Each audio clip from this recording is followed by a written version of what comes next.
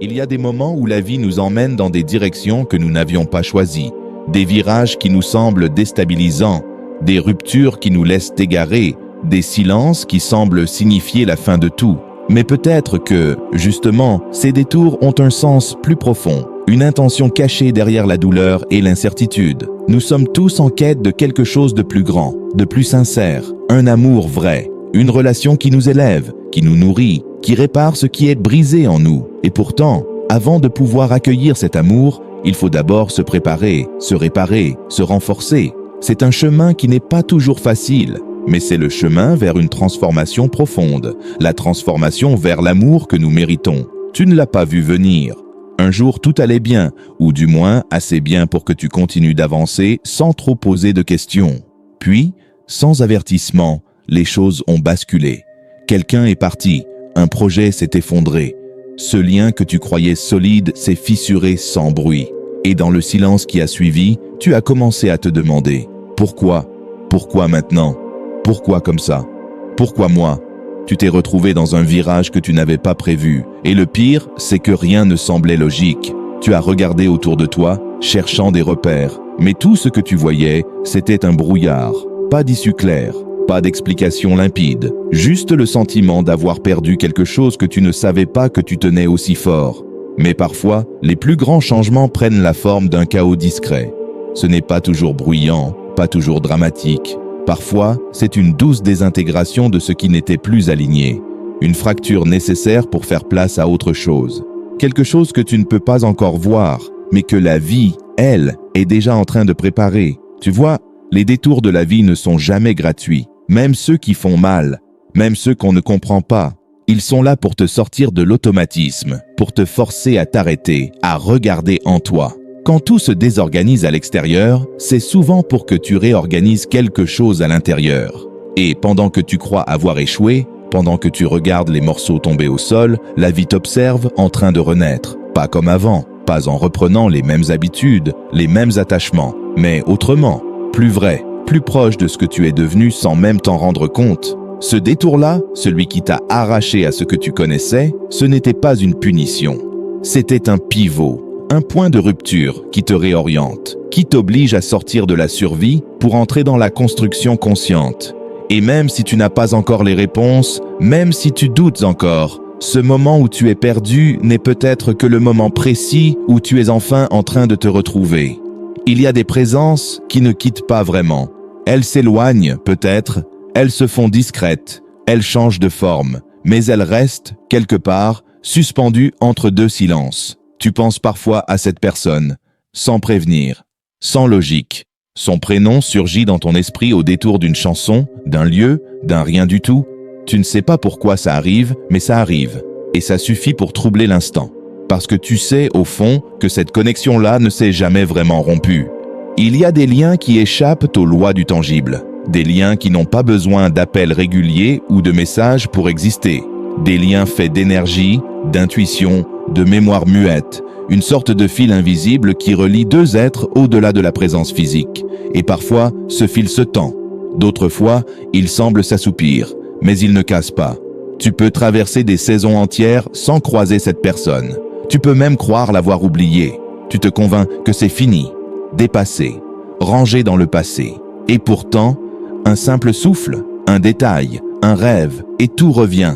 Pas de manière violente, pas comme une déchirure, mais comme une onde douce, un écho intérieur qui murmure. Ce lien n'a jamais été banal.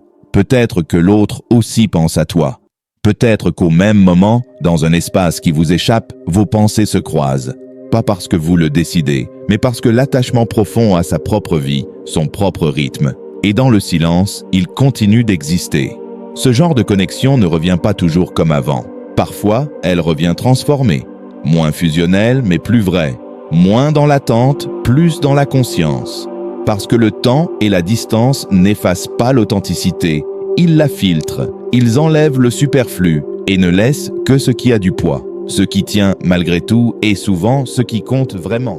Et un jour, peut-être, les chemins se recroiseront. Pas dans l'urgence, pas dans la nostalgie, mais dans une forme nouvelle de reconnaissance. Celle de deux âmes qui savent désormais ce que vaut une vraie présence.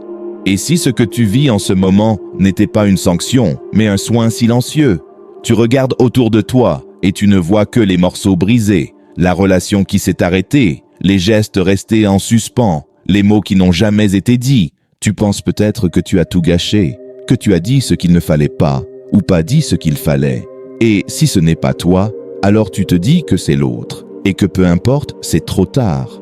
Mais si ce n'était ni ta faute, ni la sienne, si, au lieu de chercher un coupable, tu regardais ce moment comme un point de rééquilibrage, un de ces moments que la vie impose pour réajuster ce qui était bancal, même si ça faisait illusion, ce n'est pas parce que ça a tenu longtemps que c'était stable, ce n'est pas parce que c'était intense que c'était sain. Tu n'es pas puni, tu es replacé dans ton propre centre, dans un espace où tu n'as plus besoin de colmater les brèches en l'autre pour éviter de regarder les tiennes.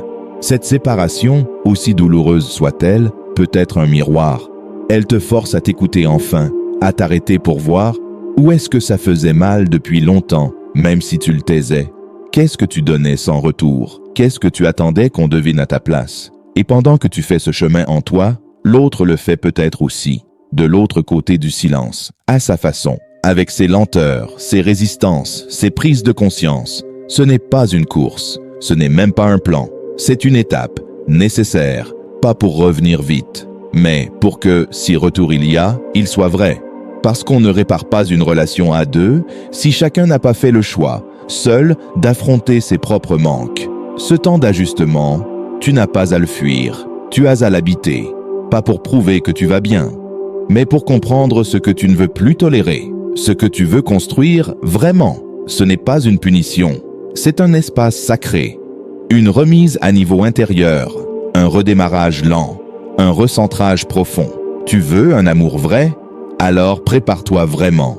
Pas dans l'attente désespérée, pas en scrollant des messages fantômes, pas en te pliant pour devenir ce que l'autre voudrait.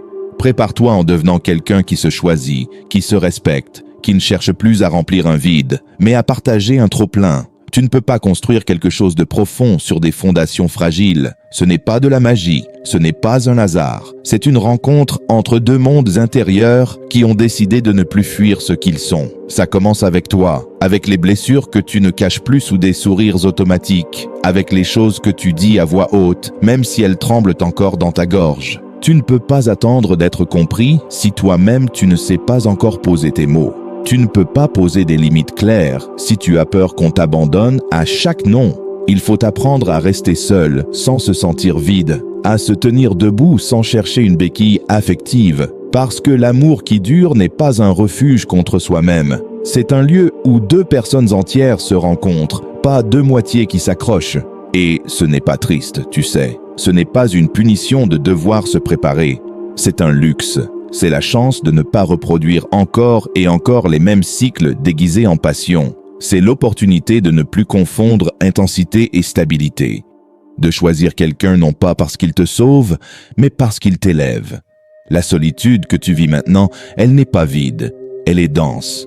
Elle est pleine de toi, de ce que tu redécouvres, de ce que tu réapprends à aimer chez toi. C'est un laboratoire intime, c'est là que tu affûtes ta clarté, c'est là que tu sculptes la version de toi qui saura dire « je t'aime » sans se perdre. Et le jour où l'autre arrivera, pas juste quelqu'un, mais la bonne personne, tu sauras que ce n'était pas un hasard. Ce sera deux trajectoires conscientes qui se croisent.